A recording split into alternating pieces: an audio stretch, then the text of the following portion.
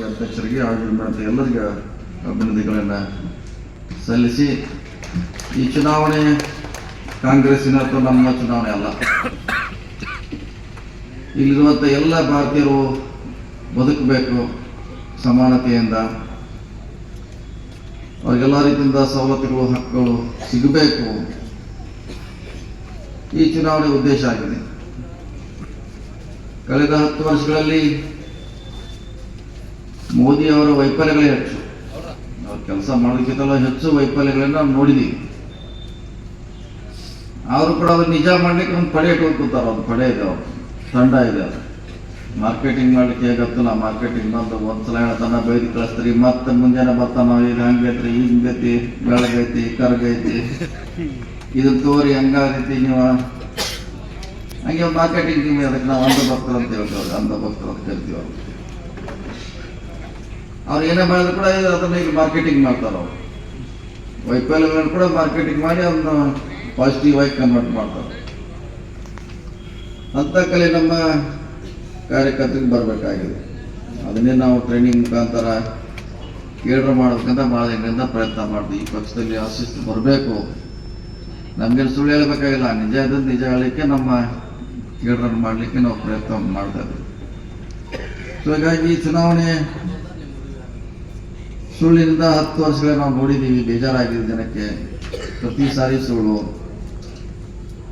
ಈ ಪ್ರಧಾನಮಂತ್ರಿ ಚುನಾವಣೆ ಭಾಷಣ ಕೇಳಿ, ಆ ಭಾಷಣಕ್ಕೂ ಆ ಭಾಗಕ್ಕೂ ಏನು ಸಂಬಂಧ ಇಲ್ಲ. ಅದು ಒಟ್ಟು ಭಾಷಣ ಅಷ್ಟೇ. ಭಾಷಣ ಅಂದ್ರೆ ಭಾಷಣ ಅಷ್ಟೇ ಮಾಡಿ ಹೋಗೋದು. ಒಂದು 20 ನಿಮಿಷ, ಒಂದು ಅರ್ಧ ಗಂಟೆ ಭಾಷಣ ಅಷ್ಟೇ. ಯಾವುದು ಸಂಬಂಧ ಇಲ್ಲ. ಮೊನ್ನೆ ಹೇಳಿರತ್ತ ಬಾದಾಮಿ,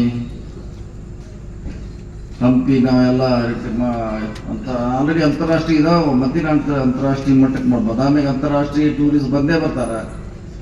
ಹಂಪಿಗಂತೆ ಅಲ್ಲೇ ಇರ್ತಾರೆ ಅವರು. ಮೊನ್ನೆ ಘೋಷಣೆ ಮಾಡಿದ್ರೆ ನಾವು ಇದನ್ನೆಲ್ಲ ಅಂತಾರಾಷ್ಟ್ರೀಯ ಪ್ರವಾಸಿ ತಾಣಗಳನ್ನು ಮಾಡ್ತೇವೆ ಅಂತ ಹೇಳಿದ.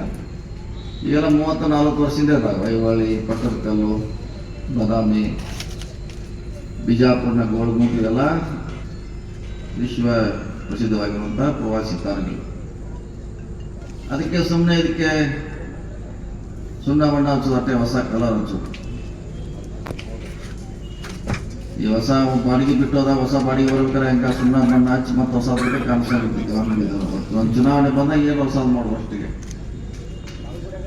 ಹಿಂದೆ ಬಂದರು ಅವಾಗೆಲ್ಲ 15 ಲಕ್ಷ ಕೊಡ್ತೀವಿ, ಚಿನ್ನದ ರಸ್ತೆ ಮಾಡ್ತೀವಿ, ಅವು ನಮ್ಮ ಸೂಲಿ ಬೆಲೆ ಹೇಳಿದವು. ಅಷ್ಟು ದುಡ್ಡಿದೆ ಕಾಂಗ್ರೆಸ್ ಅವ್ರ ಕಡೆ, ರಿಸರ್ವ್ ಬ್ಯಾಂಕ್ನಲ್ಲಿ ಇಟ್ಟಿದ್ದಾರೆ, ನಮ್ಮ ತಂದು ರಸ್ತೆ ಮಾಡಿ ಅಂತ ಹೇಳಿದವು. ಜನ ನೆನಪದು ಇರ್ಬೋದು, ಭಾಳ ಇರಬೇಕು ದುಡ್ಡು ಅಂತ. ಸುಮಾರು ಸುಳ್ಳುಗಳನ್ನ ಹೇಳಿ 14ರಲ್ಲಿ ಗೆದ್ರು. 19ರಲ್ಲಿ ಸರ್ಜಿಕಲ್ ಸ್ಟ್ರೈಕ್ ಅಂತೇಳಿ ಅವಾಗ ಜನರನ್ನ ದಿಕ್ಕು ತಪ್ಪಿಸಿ ಅವಾಗ ಗೆದ್ರು. ಇವಾಗ ಏನು ಮಾಡ್ತಾರೆ ಗೊತ್ತಿಲ್ಲ. ಇನ್ನೂ ಏನು ಮಾಡ್ತಾರೆ ಹೊಸದು ಏನು ಗೊತ್ತಿಲ್ಲ. ಅವ್ರು ಚುನಾವಣೆ ಗೆಲ್ಬೇಕಷ್ಟೇ. ಸೊ ಇದನ್ನೆಲ್ಲ ತಿಳ್ಕೊಳ್ಳೋಂಥ ಶಕ್ತಿನೇ ನಮ್ಮ ಕಾರ್ಯಕರ್ತರಿಗೆ, ಜನಸಾಮಾನ್ಯರು ಬಂದಾಗ ಮಾತ್ರ ದೇಶ BJPನ ಮುಖ್ಯ ಆಗಲಿಕ್ಕೆ ಸಾಧ್ಯ ಆಗ್ತದೆ. ಸೊ ನಮಗೆ ಮೇಡಮ್ ಅವ್ರು ಹೇಳಿದ್ರು, ಅದು ನಾನು ನೋಡಿಲ್ಲ, ಕೇಳಿದ್ದೆ ಅವರು ಬೆಳೆದಾಟ ಅಂತ. ಬಡವರು, ಮಹಿಳೆಯರು, ಯೂತ್ಸು, ಇನ್ನೊಂದು ರೈತರು, ಈ 4 ಅವ್ರ ಡಿಕ್ಷನರಿ, BJP ಡಿಕ್ಷನರಿಗೆ ಇಲ್ಲಿವ. ಅವ್ರ ಡಿಕ್ಷನರಿ ಹುಡುಕ ಸಿಗಲಿವ. ಈ ರೈತರ ಬಗ್ಗೆ ಏನು ಹೇಳ್ತಾರೆ, 3 ವರ್ಷ ಪಾಪ ಪಂಜಾಬ್ದಾಗ ಸ್ಟ್ರೈಕ್ ಮಾಡಿದ್ರು. ನೋಡಿಲ್ಲ, 3 ವರ್ಷ 2 ವರ್ಷ ಮಾಡ್ರು. ಒಂದು 50 ಜನ ಸತ್ರ ಅವರು. ಅಲ್ಲೇ ಪಕ್ಕದಾಗಿದ್ದಾರೆ. ಒಬ್ರು ಅವ್ರಿಗೆ ಭೇಟಿ ಆಗ್ಲಿಕ್ಕೆ ಹೋಗಿಲ್ಲ. ನಿಮ್ದೇನು ಸಮಸ್ಯೆ, ಡಿಮಾಂಡ್, ಅರ್ಜಿ ತೊಗೊಳಿಕ್ಕೆ ಹೋಗಿಲ್ಲ ಅವ್ರು. ಇವ್ರು ರೈತರ ಬಗ್ಗೆ ಮಾತಾಡ್ತಾರೆ. ಇನ್ನು ಉಮೇನ ಬಗ್ಗೆ ಅಂತ ಪ್ರಶ್ನೆ ಇಲ್ಲ. ಉತ್ತರ ಪ್ರದೇಶದಲ್ಲಿ ಏನೇನಾಗ್ತಾ ಇದೆ,